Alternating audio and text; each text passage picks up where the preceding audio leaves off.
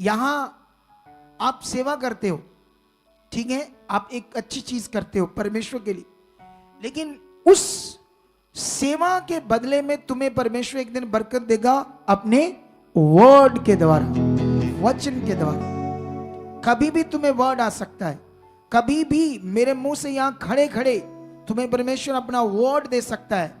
और जब वर्ड आएगा, वचन आएगा, तब तुम्हारी जिंदगी में क्या होगा? काम। क्योंकि ये परमेश्वर की ओर से बात, वर्ड आना चाहिए। हम जितनी भी हीलिंग्स बातें यहां पढ़ते हैं तो परमेश्वर की ओर से वर्ड आया। जब इजरायली फंस गए, अरे निकले जब मिस्र की गुलामी से, आगे समुंदर आ गया, पीछे सेना आ गई, फिरौन आ गया, वो डर गए, चीखे मार लगे, मूसा पर कुड़कुड़ाने लगे, तब भी परमेश्वर का क्या आया? वर्ड। मूसा क्यों डरता है, क्यों मेरी दुहाई देता है? इस समुद्र पर लाठी मार और ये दो भाग हो जाएगा। वर्ड आया, वर्ड। जब वर्ड आया तो काम हुआ।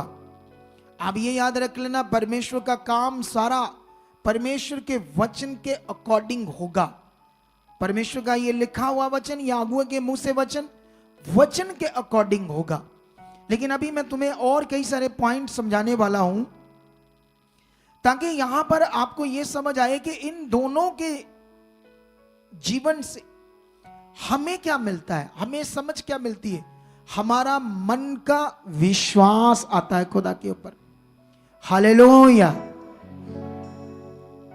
अगर आपने 12 साल की रोगन का पढ़ा कैरेक्टर, वो वाक्या कैसे वो हील हुई, अगर आपने वो फरीसी के घर में एक व्यभिचारिणी औरत के पापों से उसे डिलीवरेंस मिली, क्षमा मिली, छुटकारा मिला, तो इन दोनों के कैरेक्टर और वाक्या से हमारे अंदर क्या आता है? परमेश्वर के ऊपर विश्वास, हमारे मन का विश्वास बढ़ता है। तो बाइबल के लिखी हुई बातें किस लिए? हमारे मन के विश्वास के लिए, ताकि हम भी किस पर भरोसा करें? परमेश्वर के ऊपर भरोसा करें, खुदा के ऊपर भरोसा करें। हालेलुया। कितने लोगों को बात समझ आ रही है आज? चलो हम और भी आगे चलते हैं। सुनो, ये बड़ा विषय है मन का विश्वास, क्योंकि ये सबसे मेन चीज है बाइबल के अंदर, जो धीरे धीरे लोप हो रही है। और परमेश्वर के लोग रीति रिवाजों में बढ़ रहे हैं और बड़े परेशान हैं, सच्ची। लेकिन एक ऐसी नेगेटिविटी काम कर रही है कि वो मैं जो सिखा रहा हूं उस पर उनका ध्यान नहीं आने देती नेगेटिविटी, क्योंकि नेगेटिविटी को मजा आता है। लेकिन अगर तुम बढ़ोगे, तुम ध्यान दोगे, हम करोड़ों लोगों को जीत लेंगे। करोड़ों लोगों की जिंदगी बदलने और ब्लेस होने का कारण मैं और आप बन सकते हैं यीशु मसीह के नाम में। क्या तुम रेडी हो? चलो हम एक चीज और सीखते हैं। अच्छा मुझे ये बताओ, उद्धार जैसे चंगाई, उद्धार हमें मिले, इसके लिए तुम्हें क्या करना पड़ेगा? जो बाइबल में लिखा मैं वो पढ़ा देता हूं तुम्हें, ताकि तुम्हें समझ आए कि उद्धार के लिए हमें परमेश्वर ने कैसे कहा, क्या कहा, कैसा वचन दिया। ठीक है, इसको हम पढ़ेंगे रोमियो 10:9। ठीक है, ऐसे लिखा कि यदि तू अपने मुंह से यीशु को प्रभु जानकर अंगीकार करे और अपने मन से विश्वास करे कि परमेश्वर ने उसे मरे हुओं में से जलाया, तो तू निश्चय उद्धार पाएगा। हालेलुया। अब मुझे ये बताओ कि परमेश्वर ने आपको कुछ कहा करने के लिए जिससे आपका उद्धार होगा। परमेश्वर और पुत्र दो कैरेक्टर है, एक पिता परमेश्वर यहोवा, दूसरा प्रभु यीशु मसीह पुत्र। परमेश्वर पिता और परमेश्वर पुत्र दो हैं, दो कैरेक्टर। ठीक है, यहां पर परमेश्वर ने अपने वचन में हमें बताया तुम्हारा उद्धार कैसे होगा। सबसे पहले पुत्र कौन है, क्या है, उसे जानना है। वो क्यों कुंवारी कन्या से पैदा हुआ, जो दुनिया में कोई मनुष्य ऐसे पैदा नहीं हुआ। ठीक है, कुंवारी कन्या से पैदा होने के बाद उसने क्या किया, क्या ज्ञान दिया? उसने अपने मुंह से बताया ना, मैं क्यों आया हूं, ताकि सारे संसार के जगत के पापों के लिए क्या करूं? प्रायश्चित करूं, उनके लिए क्रॉस पर चढ़ूं, अपने पवित्र लहू को बहाऊं। तो ये सारी बातें हम जो भी लिखी है अगर आपके अंदर चल रही है तो तब आप यीशु मसीह को जान चुके। यीशु कौन है? अब आपने अपने मुंह से, जीभ से, अपने गले से, शब्दों से अंगीकार करना है यीशु मसीह का कि वो मेरा प्रभु है, ऐसा करके। इसका मतलब क्या? कोई मेरा दूसरा विश्वास नहीं है इस दुनिया में, मेरा एक ही विश्वास, क्योंकि एक ही प्रभु है जो पवित्र पैदा हुआ, मेरे पापों के लिए क्रूस पर चढ़ा, मेरी बीमारियों के लिए उसने कोड़े खाए, मुझे जिंदगी देने के लिए, शांति देने के लिए उसने ये कार्य किया। अब मैंने इस प्रभु को जान लिया है, वो प्रभु है, कोई और प्रभु नहीं है, क्योंकि उसके सिवाय दुनिया में कोई और प्रभु नहीं है। क्योंकि पिता परमेश्वर और पुत्र परमेश्वर एक ही है, लेकिन करैक्टर दो है। ठीक है, हम दोनों को विश्वास करते हैं, पुत्र परमेश्वर को भी, पिता परमेश्वर को भी। अब सवाल है कि मैं यीशु मसीह को क्या मान रहा हूं? अपना प्रभु, कि अब मेरे जीवन के ऊपर कोई और प्रभु नहीं, वो है प्रभु। मैं अपनी मर्जी, अपनी इच्छा भी नहीं, मेरे जीवन पर प्रभुता कौन करेगा? अब यीशु।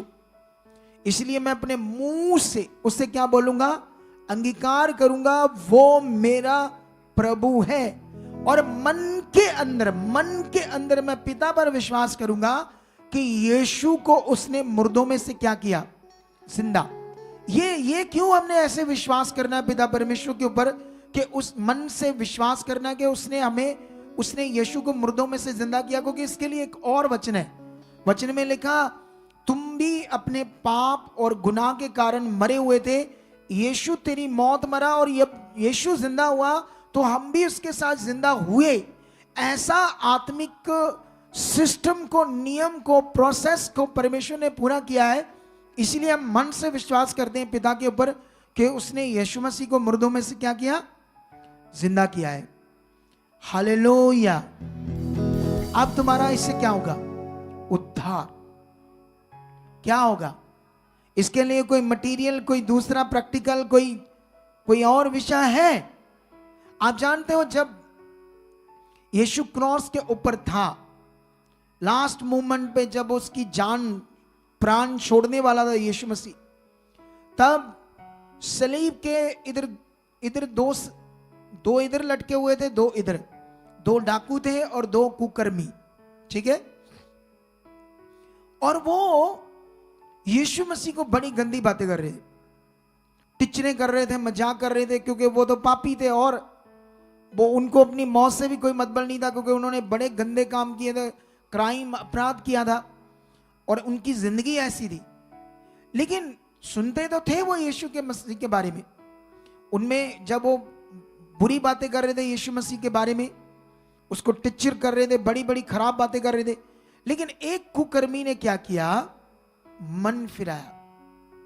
उसने कहा, प्रभु, उनको भी समझाया कि हम बुरे काम, गुनाह, क्राइम के कारण अपना आज सजा भोग रहे हैं, लेकिन ये तो पवित्र जन है, ये तो प्रभु है, ये तो बड़ा भविष्यवक्ता है, इसने तो कोई क्राइम नहीं किया, तो तुम इसके लिए क्यों ऐसा बोल रहे हो? तो वो सुसमाचार को ग्रहण कर चुका था, उसको पता था यीशु मसीह के बारे में। इसलिए उसने यीशु मसीह को कहा, हे प्रभु, जब तू अपने राज्य में आए तो मुझे भी याद करना। तो यीशु मसीह ने उससे कहा, मैं तुझे आज ही कहता हूं कि तू मेरे साथ स्वर्ग राज में होगा। अब जब उसने अब तो उसने बपतिस्मा भी नहीं लिया पानी का, कोई और चीज भी नहीं की, वो तो चंद मिनटों में उसने मन फिराया, विश्वास किया मन का, तो उसको क्या मिल गया? उद्धार। क्या मिला? चिंगाई भी सेम प्रोसेस, क्योंकि चिंगाई के लिए भी एक वचन लिखा हुआ है, यीशु के कोड़े खाने से, मार खाने से तुम क्या किए गए? चंगे किए गए।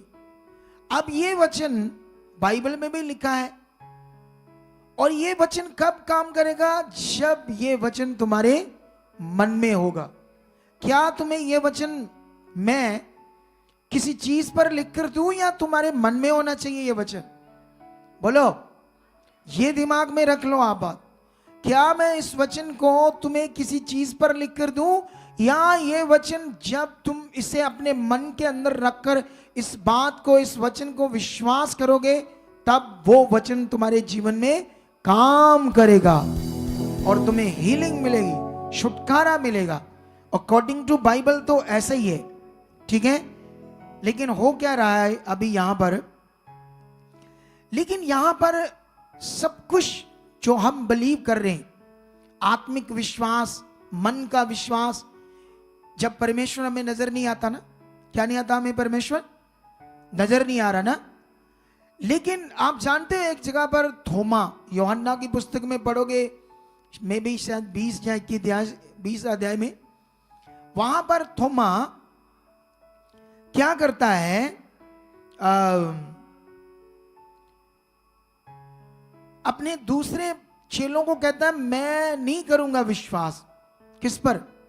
यीशु के ऊपर। मैं ना तुम्हें ये वचन पढ़ाना चाहता हूं क्योंकि ये वचन की महत्ता बड़ी है, ठीक है, तो ताकि तुम्हें और अच्छा विश्वास मिले इस वचन से, ठीक है। जब उसे आकर कहते हैं बाकी चले गए, हमने प्रभु को देखा, वो जिंदा हो गया है, लेकिन उसने नहीं देखा था। वो कहता जब तक मैं उसके हाथों में और पांजरों में हाथ ना डालूं तब तक कदापि विश्वास नहीं करूंगा यीशु के ऊपर। अभी बातें कर रहा था, यीशु मसीह वहीं प्रकट हो जाता है, और जब प्रकट होता है तो एकदम से जब थोमा यीशु मसीह को देखता है, तो ये लिखा है 20 का 28 में, ये सुनकर थोमा ने उत्तर दिया, ओ हे प्रभु, हे मेरे परमेश्वर। एकदम से जब यीशु मसीह सामने प्रकट हो गया, कहता oh my Lord, oh my God. एकदम से हैरान हो गया यीशु मसीह को देखकर। तो उस वक्त यीशु क्या कहता है? यीशु ने उससे कहा तूने मुझे देखा है, क्या इसलिए विश्वास किया है? धन्य है वे जिन्होंने बिना देखे विश्वास किया है या करेंगे। हालेलुया। कितने लोगों को मेरी बात समझ आ रही है? उसने देखा तो विश्वास किया, लेकिन यीशु मसीह ने कहा धन्य होंगे वह लोग जो मुझे बिना देखे विश्वास करेंगे। सुनो, इधर देखो ध्यान से। तुमने जब यीशु पर विश्वास किया तो क्या तुमने यीशु मसीह को देखा? क्या यीशु मसीह को तुमने कभी किसी तस्वीर, मूर्ति, ऐसी चीज से विश्वास किया, या वचन से विश्वास किया, या सच्चाई से विश्वास किया? जो कुछ वचन में लिखा तुमने वो जाना और क्या किया? विश्वास किया। इसका मतलब तुम्हारा यीशु के ऊपर जो विश्वास है वो वचन को लेकर, वो ज्ञान को लेकर है जो लिखा हुआ है। तुमने लिखे हुए वचन के मुताबिक यीशु मसीह को जाना, कैसे वो आया, क्या क्या किया, कैसे क्रॉस पर चढ़ा, कैसे जिंदा हुआ, कितने चमत्कार, क्या क्या उसने चेलों को सिखाया और चेलों ने वो किया और वो हुआ। ये सब ज्ञान, वचन जब आपने समझा तो आपने मन से क्या किया? बिना देखे यीशु मसीह को क्या किया? विश्वास किया। चंगाई का नियम भी सेम है। बोलो, चंगाई का नियम भी सेम है। अगर तुम शरीर में रहना चाहते हो तो फिर यह नियम काम नहीं करेगा। बोलो, क्योंकि यहां जो नियम है वो अनदेखा नियम है। बोलो, क्या है वो? अनदेखा नियम। इसके लिए बड़े सारे वचन है मैं जो तुम्हें समझा सकता हूं, लेकिन अभी मैं तुम्हें यह समझाने की कोशिश करता हूं। जैसे अभी परमेश्वर दिख नहीं रहा, क्या नहीं करना? जैसे मैं एक चीज तुम्हें समझाता, एक उदाहरण देता हूं। जैसे मान लो संसार के जितने भी धर्म, जातियां लोग हैं, वो कोई अपना सत्संग कराते हैं तो वो मूर्ति, तस्वीर या कोई ऐसी चीज रखकर उसकी पूजा करते हैं। एक दिन रिश्तेदारों को बुलाते हैं, भक्ति करते हैं, एक संगति करते हैं, ठीक है। वहां पर लोग आकर माथा टेकते हैं और फिर उसके बाद भोग लगा हुआ प्रसाद बांटते हैं। लेकिन पूरी दुनिया में एक प्रभु यीशु मसीह के ऐसे लोग हैं जो कोई भी ऐसी चीज नहीं रखते और बिना देखे परमेश्वर के ऊपर विश्वास से उसकी आराधना करते हैं, उसकी भक्ति करते हैं, उसके वचन को बोलते हैं। और फिर लोग कहते हैं ये धर्म बदलते हैं, जबकि हम किसी को ना माथा टकवाते हैं, ना कोई भोग लगा हुआ प्रसाद देते हैं। हम तो आराधना करते हैं और ज्ञान देते हैं और लोग इस सच्चाई को जानकर उसके दीवाने बन जाते हैं और लोग कहते हैं धर्म बदल दिया। सोचने वाली बात है ना। हमारी संगतियां अनदेखे परमेश्वर के साथ बिना देखे उस पर भरोसा करने वाली है। हम रोड पर जाएं, यहां आए, कहीं भी जाएं, हम विश्वास करते हैं खुदा हमारे साथ। ये कानून स्पिरिचुअल आत्मिक ज्ञान है बहुत बड़ा। ये सुसमाचार का सबसे बड़ा विषय जो हमारे अंदर बैठना जरूरी है, क्योंकि इस समय प्रेरित पौल ने भी कहा, अगर आप गलातिया में पढ़ोगे तो मैं तुम्हें यह बात पढ़ाना चाहता हूं आपको, क्योंकि यह आपके लिए बड़ी जरूरी है। गलातिया 1 का। अच्छा, ये वचन उसने स्पिरिट आत्मा के द्वारा गलातियों के लोगों को क्यों दिया? क्योंकि गलातिया के लोगों की पत्री जब पढ़ोगे तो ये अन्य जाति थे, ये शुरू में यीशु मसीह में सीधा आए थे, ये यहूदी नहीं थे। ये मूसा की व्यवस्था के बारे में बिल्कुल भी नॉलेज नहीं रखते थे।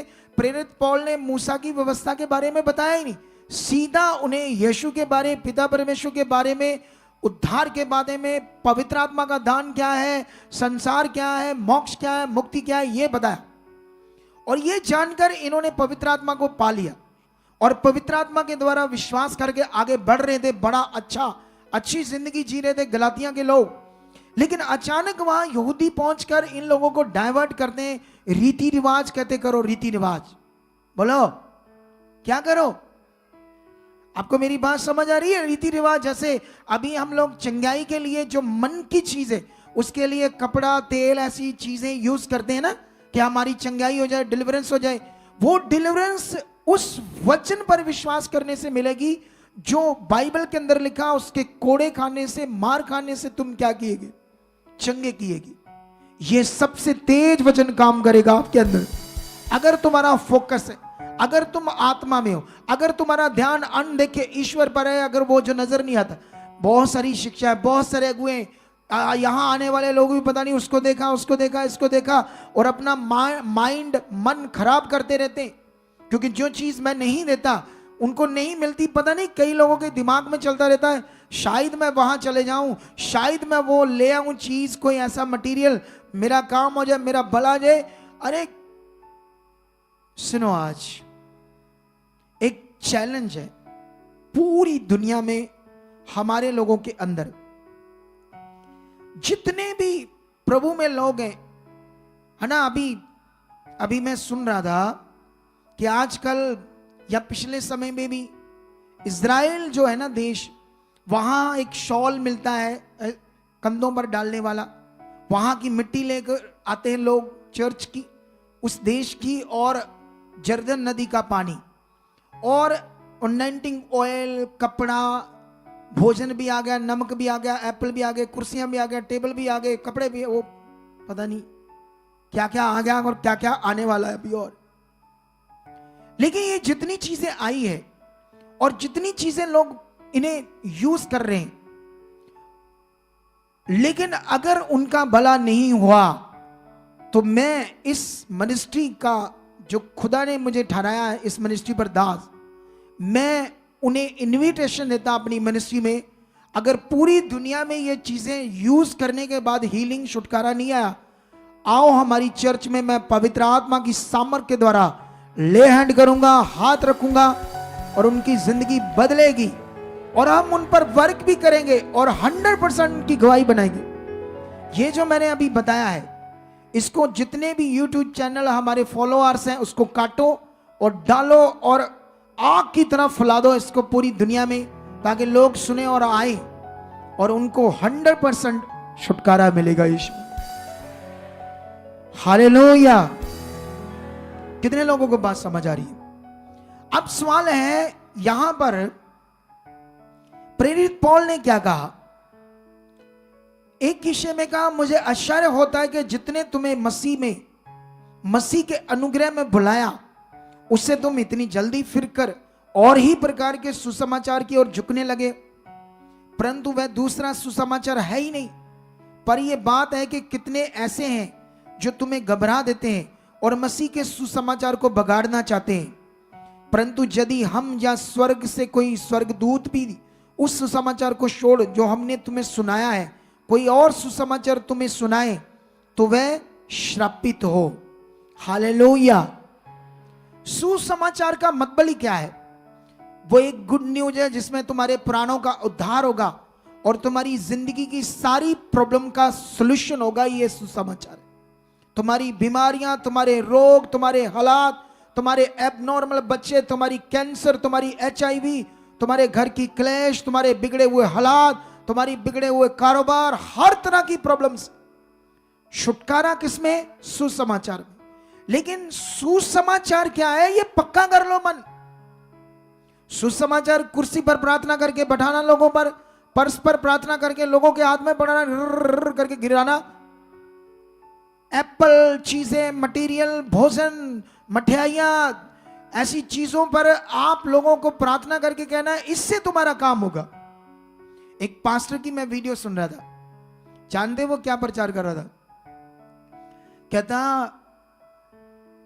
कई लोग कहते हैं तेल के द्वारा कैसे चंगाई हो जाएगी, पानी के द्वारा कैसे चंगाई हो जाएगी, कपड़े के द्वारा कैसे चंगाई हो जाएगी।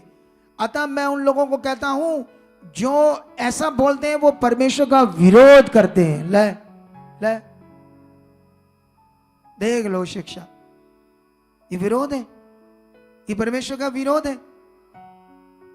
अरे कहां से बुद्धि इनके पास? कैसी बातें कलीसिया को सिखाते?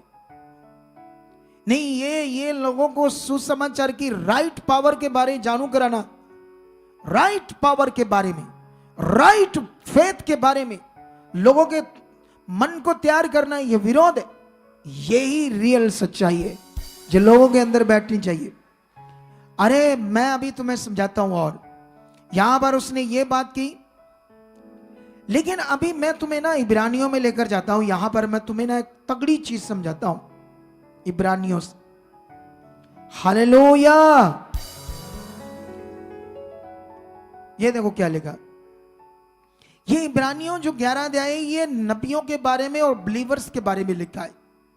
इसकी शुरुआत देखना कैसे लिखा हुआ है। ये वचन 11 अध्याय ऐसे लिखा है। इब्रानियों 11 अध्याय 1 से पढ़ते हैं। अब विश्वास आशा की हुई वस्तुओं का निश्चय और अनदेखी वस्तुओं का प्रमाण। इधर देखो ध्यान से। अब यहां पर क्लैरिटी मिल रही है कि हमारा जो विश्वास है वो आशा की हुई वस्तुओं के लिए है। जैसे तुम्हें जो कुछ परमेश्वर से चाहिए और जो तुम चाहते हो अभी तुम्हारे हाथ में नहीं आया और तुम्हें नजर नहीं आ रहा, वो जैसे कारोबार, वीजा, बच्चा, चंगाई, लेकिन तुम्हारा जो विश्वास है, तुम्हारी आशा जो परमेश्वर के ऊपर है, उसके लिए, उन वस्तुओं की, उन चीजों के लिए। और आगे लिखा अनदेखी चीजों का, वस्तुओं का वो प्रमाण है। मतलब जो चीजें तुम्हें नजर नहीं आ रही, जो काम तुम्हें नजर नहीं आ रहा, वो तुम्हारा विश्वास बिना देखे चीजों के लिए, और एक दिन वो उसको प्रमाण के रूप में प्रकट कर देगा। हालेलुया। क्या कर देगा? उसको प्रमाण के रूप में प्रकट कर देगा। उस गवाही को लेकर आओ, प्रमाण बताएं इनको, क्योंकि ये ना सेट हो जाएगा साथ में। जिसको 18 साल बाद हुआ, 18 साल बाद, जल्दी से इन्हें आगे लाओ। 18 साल वाले लोगों को आगे लाओ। इस पर ध्यान दो अभी आप लोग सारे।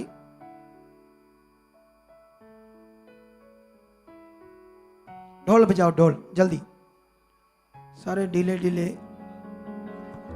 हाँ, माइक पास करो, माइक।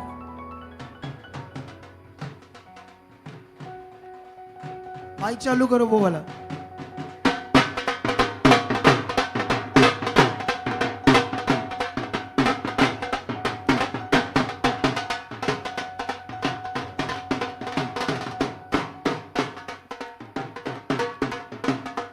हाँ बस, बहुत है, बहुत है। तुम्हारे घर में बंदे नहीं है? बंदे नहीं है तुम्हारे घर में?